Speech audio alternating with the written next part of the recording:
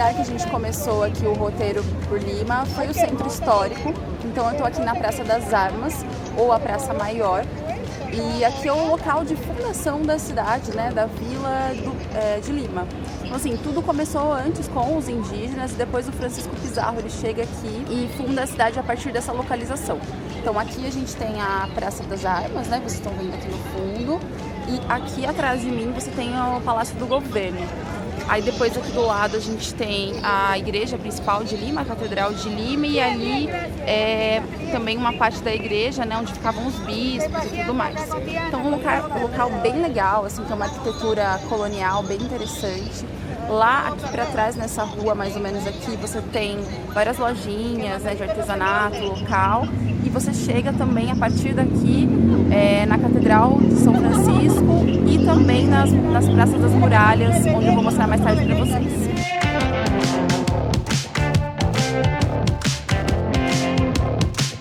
A gente veio agora aqui na Igreja de São Francisco e tem uma coisa bem bacana aqui que são as catacumbas.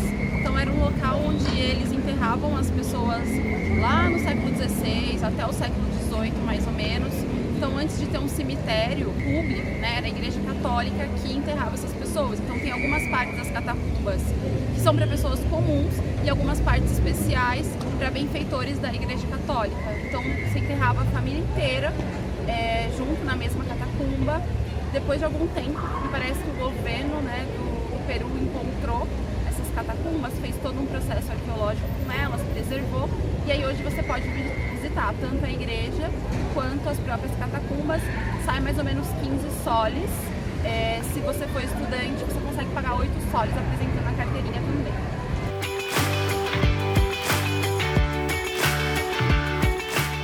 Coisa que é bem legal aqui, tá próximo da Igreja São Francisco, é a Praça das Muralhas. Então a gente tem todas essas muralhas aqui que foram feitas primeiro para evitar corsários e piratas de invadir a cidade e depois porque tem um rio próximo aqui também e aí servia para conter qualquer inundação, né? Afinal o centro tá bem ali para cima. A Praça São Martim é uma das praças que compõem o centro histórico aqui de Lima, junto com a Praça das Armas também. E obviamente ela foi feita em homenagem ao São Martim, o líder da independência aqui no Peru. E aí em torno da praça é muito bonito, porque tem vários prédios que também são históricos, da década de 10, da década de 20 mais ou menos. A gente tem o Teatro Colón, tem um banco. Então assim, são prédios de arquitetura Arte Nouveau. Então assim, são prédios bem estilosos, bem bonitos. E a praça também em torno, você tem vários jardins aqui, tá vendo?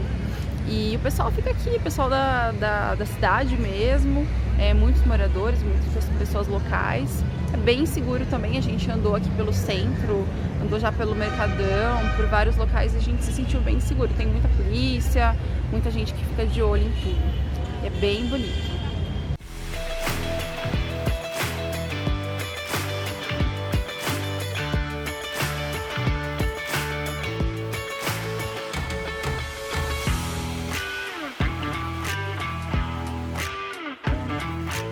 Aqui num parque de Miraflores também.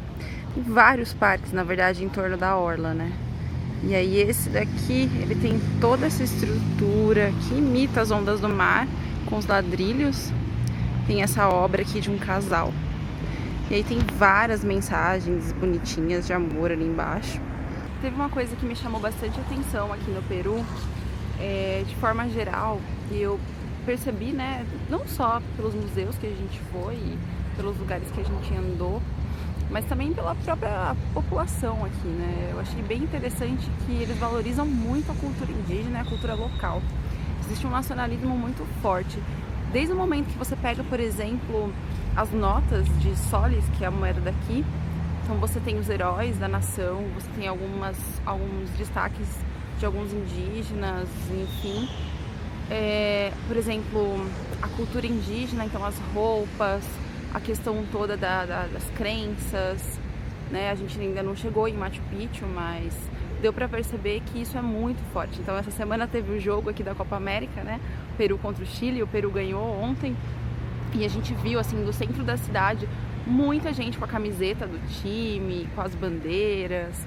E toda vez que a gente falava que era do Brasil, o pessoal cumprimentava a gente, né, por ser do Brasil, por ter vencido. Então, assim, eu percebi muito forte isso aqui. É muito interessante, porque a construção histórica do país em torno da sua identidade, né, não só nessa questão da independência da Espanha, mas a construção dos indígenas, de várias etnias que a gente tem aqui, da língua. Isso é muito forte e eu percebi que está sendo feito com muita força, uma força muito maior agora, né, atualmente. Eu achei bem interessante, algo que no Brasil a gente não tem tanto. Em Cusco agora, essa é uma parte do caminho, né, do Vale Sagrado e até para chegar em Machu Picchu. E aí aqui eu tô na praça principal de Cusco, então vocês podem ver ali no fundo, aquela ali é a igreja da Companhia de Jesus. Aí aqui a gente tem um monumento aos Incas. E do outro lado aqui, essa aqui é a Catedral de Cusco. Então é uma praça assim, principal da cidade, tem muito comércio em torno. O pessoal fica aqui vendendo artesanato, vendendo passeio para Machu Picchu, para o Vale Sagrado. E a cidade é bem bacana, tem uma arquitetura que é uma mistura da arquitetura inca com a arquitetura espanhola, até porque Cusco era a capital do Império Inca, no auge, né, do Império Inca, esse império que pegou ali a Bolívia, o próprio Peru, uma parte do Chile, até a Argentina, era um império imenso. E depois que os espanhóis chegaram, né, e conquistaram, eles foram construindo por cima das construções que eram dos incas, né, que eram dos indígenas. Então hoje a gente tem um pouco dessa mistura aqui dentro da cidade.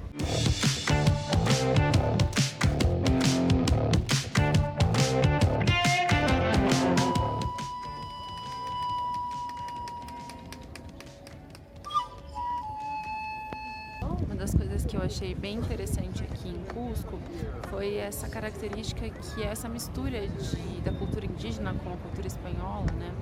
A gente foi hoje num local, uma igreja, né, chamada Catedral São Domingo, que era o templo dos Incas, na verdade. Ela foi construída originalmente para ser um templo inca. Eu vou mostrar as imagens depois para vocês terem uma ideia. Na língua indígena, na língua quechua, se chama Corianca, que significa Palácio de Ouro, porque essa construção era toda enfeitada de ouro, justamente para quando o sol refletisse no ouro e brilhasse cada vez mais. Então não tinha só ouro, mas tinha outras pedras preciosas e tudo mais. E quando os espanhóis chegam, eles destroem, né, o templo e constroem a igreja católica por cima, constroem depois tudo que vai ser hoje a igreja. Então tem algumas partes ali que você ainda consegue ver que era do templo inca, né? Então, por exemplo, tem um templo para vários deuses, tem uma parte que era feita para sacrifícios, para oferendas.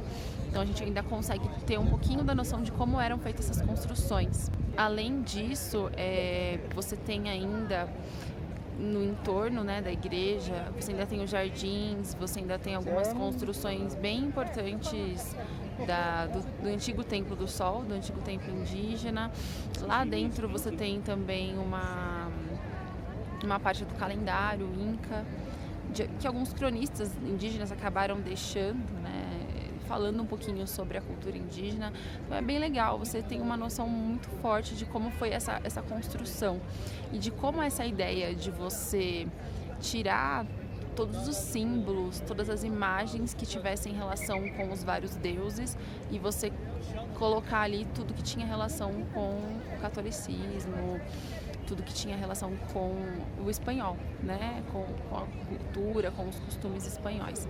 Mas também é interessante a forma como eles faziam isso, porque, por exemplo, lá em Lima, né, eu acabei não filmando, não podia filmar nem tirar foto, mas tinha e aqui também tem, né, um quadro da Santa Ceia.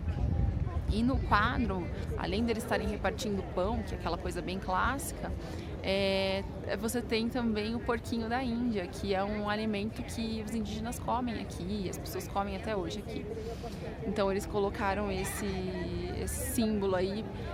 esse sincretismo, né? Até para aproximar os indígenas da conversão. Então tem umas coisas bem interessantes.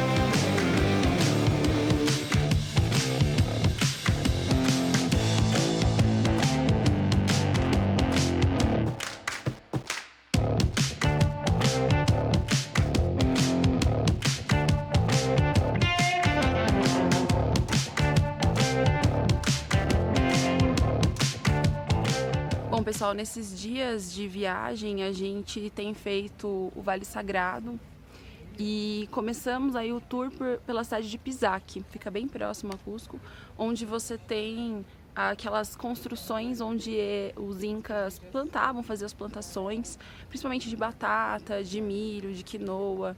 Então, em torno de Pisaque você tem essas construções que geralmente ficavam no alto da montanha, muito porque tinha toda a questão mitológica de estar próximo ao sol, mas também porque quanto mais alto, né, menos perigoso por conta dos terremotos que tinham muito aqui, né, e faz um tempo que não tem terremoto aqui no Peru, acho que o último foi em 1950, mas os incas tinham esse conhecimento, então eles acabaram construindo, fazendo todas as suas construções bem no alto, né. Além disso, em Pisaque você tem fortalezas para proteção, para os militares, você também tem alguns templos para deuses e também até mesmo para os próprios governantes, né? Então as múmias dos governantes geralmente elas andavam por várias cidades diferentes, como se o governante estivesse vivo. E daí tem alguns espaços nesses templos para a colocação dessas múmias. Tem também um cemitério, então é no meio da montanha. Hoje tem vários buraquinhos assim nessa montanha, porque as pessoas acabaram saqueando esses templos, porque os incas eles acabavam fazendo ali a múmia e colocando tudo que eles tinham de riqueza, roupas. Então muita gente acabou saqueando esses lugares. Passando por Pisaque, você tem outros vilarejos, outros locais que são fortalezas, que são construções. Todas elas têm algum significado diferente. Hoje a gente olha, né, que vocês estão vendo aqui atrás de mim, essas construções, essas pedras, e embora olhando assim pareça um amontoado de pedra, elas todas têm um significado. Geralmente elas estão em 3 níveis, que na mitologia inca significava o nível, né, depois da morte, então o nível que seria o nosso mundo hoje, e o próximo nível, que é o 3º nível, que seria o nível dos céus, vamos dizer assim, da vida após a morte. Então, quando você olha essas construções, elas têm todos esses sentidos. Esses nichos, por exemplo, geralmente eram utilizados para colocar oferendas aos deuses, ou até mesmo para colocar as múmias dos líderes, como eu já falei para vocês. Essas pedras, elas eram muitas vezes ou encaixadas, como se fosse um Lego mesmo. Então, em algumas imagens eu vou mostrar para vocês isso. Elas têm umas estruturas de encaixe muito interessantes. Então, quando você olha, geralmente são os templos para os deuses, né, que são as linhas são bem retas, as pedras são bem polidas, né, então isso já diferencia para quem que era aquele recinto, né, então geralmente eram para os governantes ou eram para os deuses. E quando você vê algo mais simples, como a gente está vendo aqui, geralmente era para uma fortaleza, era parte da guerra, né, então você tinha uma construção bem mais simples, as pedras não eram tão sofisticadas. Bom, então o caminho pelo Vale Sagrado ele é basicamente feito assim por todas as agências, e se você quiser também fazer de forma particular, ele geralmente começa na pequena cidadezinha de Chinchero, que é uma cidade onde você tem como característica forte a plantação de batata, o cultivo da batata, desde essa época. E lá a gente conheceu uma ruína que era uma ruína de um local inca, de um governante inca, que a nossa guia ela explicou pra gente que era o seguinte: geralmente esses líderes eles tinham como se fosse casa de praia, né? Então eles tinham uma casa de campo e essa casa era em Chinchero. Próximo a essa casa você também tem aquelas construções para plantação agrícola. Então, Tincheiro é uma cidadezinha bem pequena, lá dentro também você pode conhecer as mulheres que são artesãs, que fazem os tecidos típicos. O que é bem legal é que os tecidos também têm um simbolismo. Os desenhos que a gente vê, muitas vezes a gente chama de estampas étnicas, né? Esses desenhos não são à toa, eles representam muitas vezes as mulheres, representam a natureza, os deuses. Então, assim, conhecer esses artesanatos é uma forma bem bacana também de conhecer a cultura inca que permanece até hoje, né, nessa população. Bom, depois de Tincheiro, a gente continuou seguindo, né, a nossa viagem, e aí a gente foi para a província de Moraes.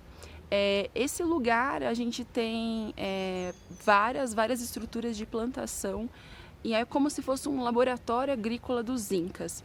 Então você vê aqueles círculos, eles serviam para você poder fazer a plantação de produtos, né, agrícolas que os incas traziam de outras províncias que eles tinham conquistado. Então geralmente eram províncias distantes e aí tinham fauna, flora diferentes daquilo que eles estavam acostumados. Então, para levar num lugar que era de uma altitude muito alta, né, eles faziam primeiro essa adaptação climática das plantas. Então começava lá naquele círculo pequenininho e ia subindo para a planta poder se aclimatar e os incas poderem cultivar esse tipo de planta no lugar, na região que eles queriam. Então, assim, é muito lindo, muito interessante e muito bem pensado. Então, a guia contou pra gente também que, além de ser um laboratório agrícola, era uma espécie de universidade para os engenheiros agrônomos do período. Então, eles iam estudando, observando como que os homens mais velhos faziam aquela plantação.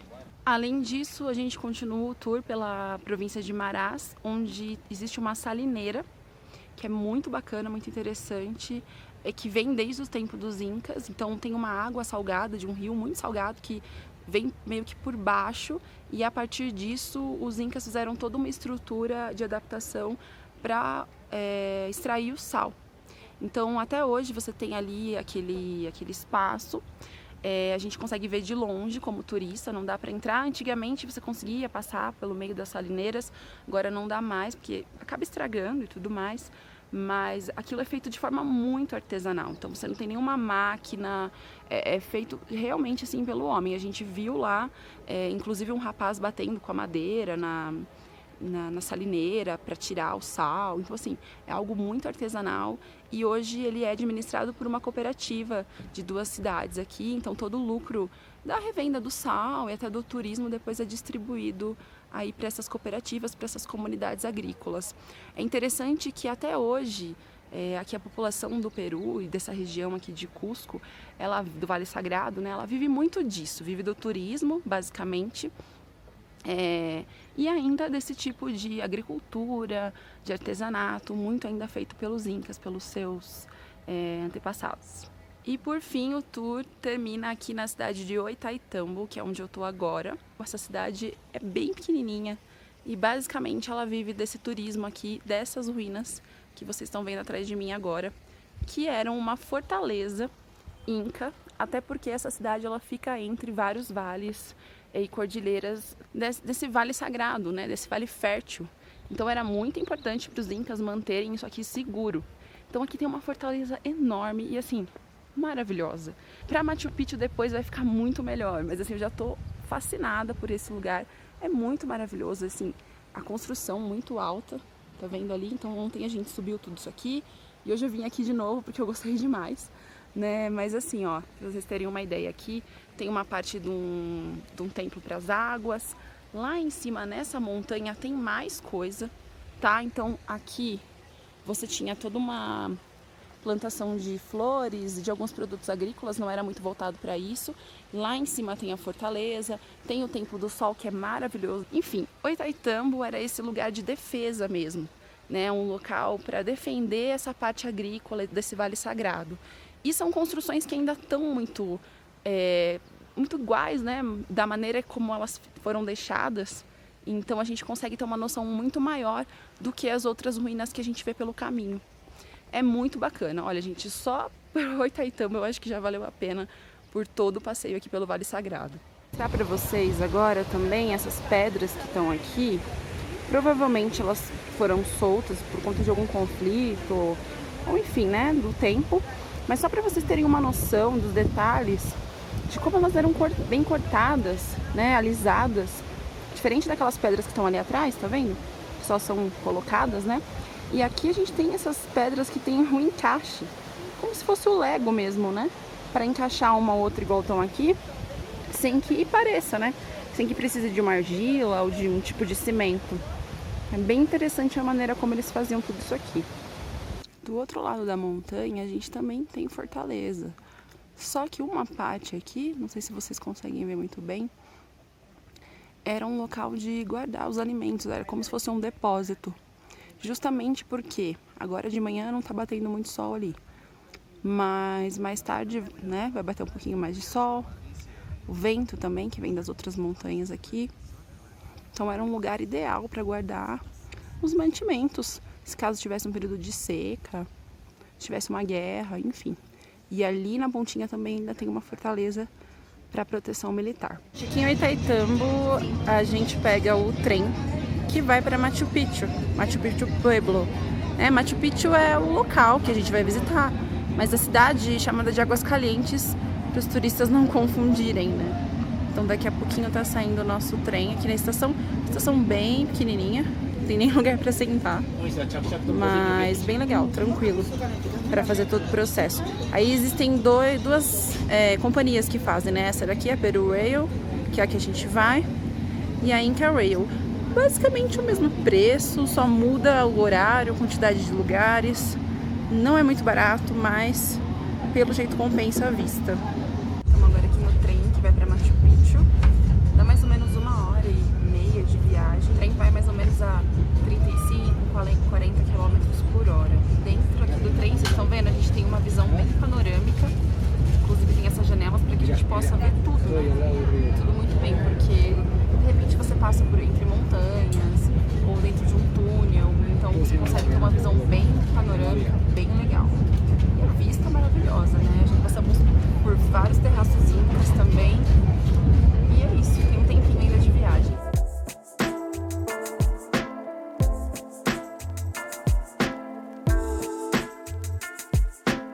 Estou aqui agora na fila para pegar um ônibus para subir para Machu Picchu. A fila tá bem longa. Tem um ônibus às 6, a gente tem que pegar 1 hora antes para poder estar lá no parque às 7, que é o horário do nosso ticket. Então tem que vir 1 hora antes do seu horário, né, para a entrada do parque. Fica aqui bem próximo da estação e bem tranquilo de chegar. Você chega e o pessoal já está na fila já.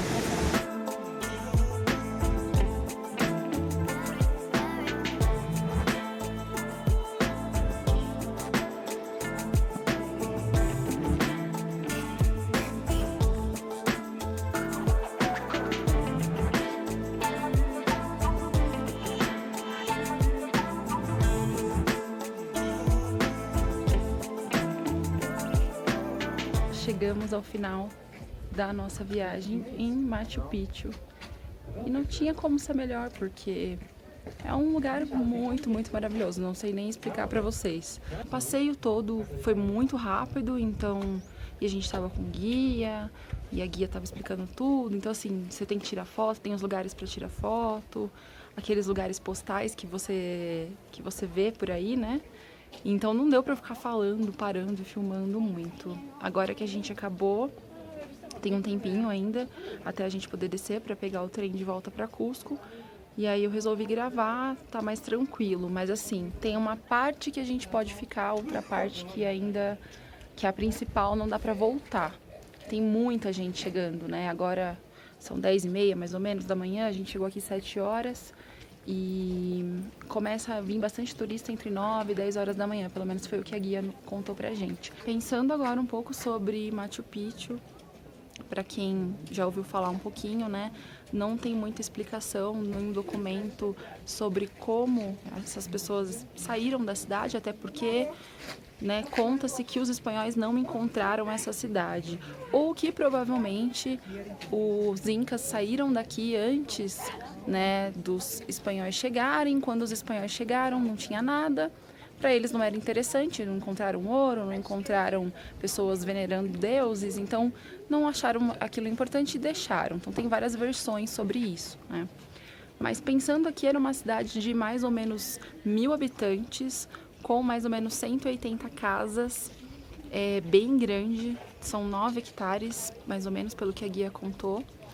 E a gente tem a divisão em vários setores. Então, quando a gente entra, tem toda aquela parte do cartão postal, né? E aí a gente vai chegando, tem o setor agrícola, com aqueles terraços que eu já mostrei para vocês em outros lugares. Além do setor agrícola, aí do lado você tem algumas casas que são dessas pedras mais ou menos que eu estou mostrando aqui atrás, que são pedras que não são muito polidas, né? Então, muito provavelmente eram casas de agricultores.